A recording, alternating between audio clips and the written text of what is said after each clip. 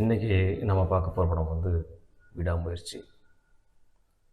அஜித், த்ரிஷா நடித்த இந்த படம்.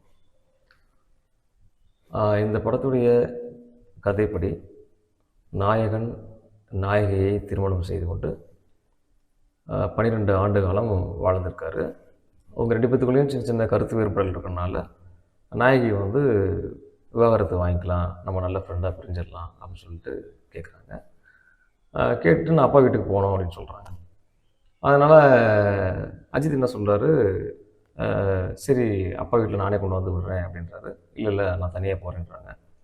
இல்லை, இந்த ஒரு பயணம் நம்ம இவ்வளோ நாள் வாழ்ந்துருக்கோம், இந்த ஒரு பயணம் வந்து கடைசி பயணமாக இருக்கட்டும், நான் கொண்டு வந்து ட்ராப் பண்ணுறேன் அப்படின்னு சொல்லிட்டு ஒரு பெரிய ஹைவேயில் அவங்க வந்து ட்ராவல் பண்ணுறாங்க. அப்படி ட்ராவல் பண்ணும் பொழுது நிறைய விரும்பத்தகாத விஷயங்கள் வெளிநபர்களால் அவங்களுக்கு ஏற்படுது. அது என்ன மாதிரியான விஷயங்கள் அப்படிங்கிறத ரொம்ப அழகாக விஷுவல் பண்ணியிருக்காங்க. ஒரு ஆங்கில படத்தை பார்த்த ஒரு திருப்தி, மிக அற்புதமான ஒரு ஃபோட்டோகிராஃபி, ஃபில்ம் மேக்கிங், ரொம்ப அற்புதமான ஒரு ஃபில்ம் மேக்கிங். இந்த படத்தை பொறுத்த வரைக்கும் மேக்கிங் வைஸ் ரொம்ப நல்ல படமாக இருந்தாலும் அவங்க தவற விட்ட சில விஷயங்கள் இருக்குது. என்னென்னா, படத்துடைய லாஜிக். நிறைய இடங்களில் லாஜிக் வந்து மிஸ் ஆகுது. எப்படின்னா, இவங்க ட்ராவல் பண்ணி போயிட்டுருக்காங்க. போகிற வழியில் இவங்களுடைய வண்டி வந்து பழுதடைஞ்சிருது. அதனால் வர்ற வழியில் அறிமுகமான ஒரு தம்பதி கூட அஜித் வந்து அவங்கள அனுப்பி வைக்கிறார்.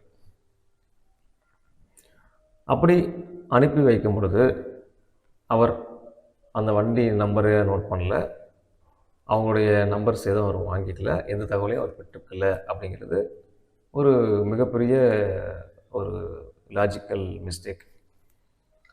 ஏன்னா அஜித்தை வந்து எப்படி சொல்கிறாங்கன்னா, அவர் ஒரு நல்ல மனிதர், எல்லாத்தையும் கவனிக்கக்கூடியவர், அந்த மாதிரி தான் நமக்கு வந்து காட்டுறாங்க. எல்லாத்தையும் நுண்ணியமாக கவனிக்கிறாருன்னு சொல்லி தான் நமக்கு ஃப்ரேம் பை ஃப்ரேம் கதை சொல்கிறாங்க. அவர் த்ரிஷாவுடைய ஒவ்வொரு நடவடிக்கையும் அவர் கூர்ந்து கவனிக்கிறாரு. அவரால் கூர்ந்து கவனிக்க முடியும் தான் படத்தில் நமக்கு சொல்லப்பட்ட விஷயங்கள். அப்படி கூர்மையாக கவனிக்கிற நபர் எப்படி அந்த வண்டி எண்ணையோ அல்லது அந்த தம்பதியினுடைய எண்ணையோ வாங்கலை, கவனிக்கலை அப்படிங்கிற விஷயத்தெல்லாம் பார்க்கும் பொழுது அது லாஜிக்கல் மிஸ்டேக் தான். நிறைய காட்சிகள் வந்து நம்ம முன்கூட்டியே கணிக்கிற மாதிரியான காட்சிகள் இருக்குது. சில காட்சிகளில் பார்த்திங்கனாக்கா அந்த ஃப்ரேம் காட்டும் பொழுதே இந்த இடத்துல ஒரு விஷயம் இப்படி தான் நடக்க போகுது அப்படின்னு நம்ம ஏற்கனவே படம் பார்த்த விஷயங்களை மனதில் வைத்து கொண்டு கெஸ் பண்ணிடுற மாதிரி தான் இருக்குது. அதோட கிளைமேக்ஸில் எல்லாம் பார்த்திங்கன்னா அந்த மாதிரி தான் இருக்குது. அப்படி சில விஷயங்கள் பண்ணியிருக்காங்க. அதுக்கப்புறமா வந்து இந்த படத்தை பொறுத்த வரைக்கும் டைலாக்லாம் பார்த்திங்கனாக்கா நிறைய இடங்களில் டைலாக்ஸ் வந்து புரியல. வந்து வழக்கம் போல தான் அது என்ன சொல்லணுங்கிறது. ஏற்கனவே படம் வந்து வேற்று மொழியில் போய்கிட்டுருக்கு, நிறைய பேசுகிறாங்க, அதுக்கு சப்டைட்டில் போட்டுட்ருக்காங்க. அதில் இந்த டைலாகும் சரியாக புரியல. அப்படிங்கும்போது கொஞ்சம் அதெல்லாம் தவிர்த்திருந்துடலாம். இசை வந்து நிறைய இடங்களில் ஓவர்லேப்பிங் தான், நிறைய இடங்களில் ஓவர்லேப்பிங் ஆகிடுச்சு. அதுவும் ஒரு காரணம், அந்த வசனங்கள் புரியாமல் போனதுக்கு. பேசாமல் இவங்க வந்து அந்த மொழியிலேயே படத்தை எடுத்துகிட்டு சப்டைட்டிலே படத்தை போட்டு வந்துடலாம். அப்படி தான் இருக்குது. படம் ஃபுல்லாக சப்டைட்டில் தான் போய்கிட்டு இருக்குது. நடுவில் தமிழ் பேசுகிறாங்க, அதுவும் கொஞ்சம் புரியாத தமிழில் பேசுகிறாங்க. அதில் ஆங்கிலம் பெருவாரியான இடத்த பிடிச்சிக்கிச்சு. இதெல்லாம் இந்த படத்தில் இருக்கக்கூடிய ஒரு நெகட்டிவான சில விஷயங்கள் நம்ம வச்சுக்கலாம். அதுக்கப்புறமா இந்த படத்துடைய